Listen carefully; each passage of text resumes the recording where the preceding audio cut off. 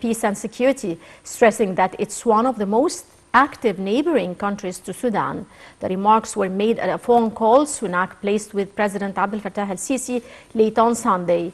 Presidential spokesman Ahmed Fahmy said the call dealt with developments of the Sudanese crisis. President al-Sisi and British Prime Minister voiced concern over rising fighting in Sudan and reviewed efforts to evacuate nationals of both countries. During the phone call, President al-Sisi reviewed Egypt's efforts to encourage all parties in Sudan to reach a ceasefire and end the sufferings of the Sudanese people.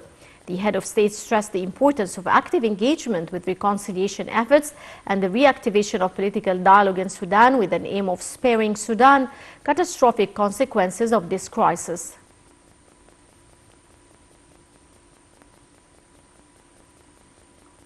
Egypt Foreign Ministry said 436 Egyptians were evacuated from Sudan over land in coordination with the Sudanese authorities. Spokesman Ambassador Ahmed Fahmy said that the evacuations are made according to the evacuation plan of Egyptian nationals in Sudan. He added that the Egyptian embassy in Khartoum and consulates in Khartoum, Port Sudan and the consular office in Wadi Halfa continue coordination to secure further evacuations. Foreign nations pushed on Monday with frantic evacuations of their citizens from Sudan, where heavy fighting raged for a 10th day between army forces and rapid support forces group. At least 8 people have died in attacks on health facilities, according to the World Health Organization details. The armed forces of the United States and the United Kingdom have evacuated embassy staff from Sudan, while other nations rushed to get their citizens to safety as fighting between Sudan's army and the Rapid Support Forces group continued. European Union Foreign Policy Chief Giuseppe Borrell said that more than 1,000 of the bloc's citizens had been taken out during a long and intensive weekend involving missions by France, Germany and other members. The Sudanese army said it worked with the United States, the United Kingdom, Germany and France on evacuation operations at Wadi Sedna on air base north of Khartoum. Meanwhile, in Khartoum, battles have continued around the army's headquarters and the airport, which has been closed by the clashes, which continued for nearly 10 days.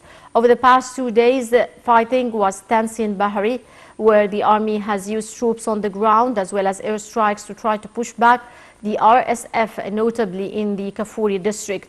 Beyond Khartoum, reports of the worst violence have come from western region of Darfur. The World Health Organization described multiple deadly attacks on health facilities, saying at least 8 people have died in these attacks. The WHO retweeted a post from Sudan's health ministry on Sunday, saying at least 420 people had been killed and 3,700 injured in the fighting so far.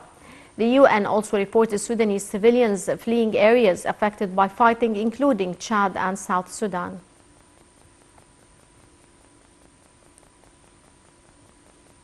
President Abdel Fattah al-Sisi received congratulation cables from speakers of both houses of parliament, Hanafi Gibeli and Abdel Wahab Abdel Razi, marking the 41st anniversary of Sinai Liberation Day. In their cable, state officials said that Sinai Liberation Day commemorated the return of a precious part of the nation to the motherland. They added that the day was a heroic military and diplomatic epic that will forever enlighten the Egyptian history. The president also received congratulations from Prime Minister Mustafa Madbouli, Minister of Defense Mohammad Zaki and Minister of Interior Mahmoud Tawfiq on the occasion. Madbouli has also sent a cable to congratulate Minister of Defense Mohammad Zaki and Chief of Staff of the Armed Forces Osama Askar and expressed wishes of development and prosperity.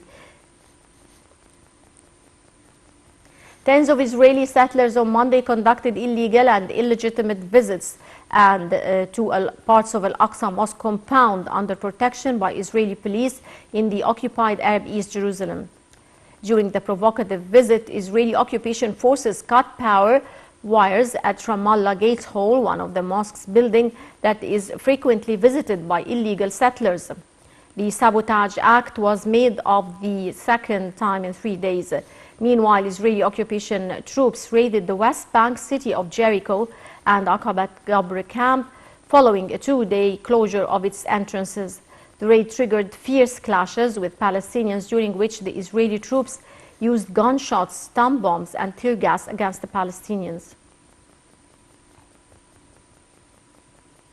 Turkey's defense minister said Russia will host a new round of talks on Monday aimed at normalizing ties between Turkey and Syria. The talks, also involving Iran, will be held in Moscow.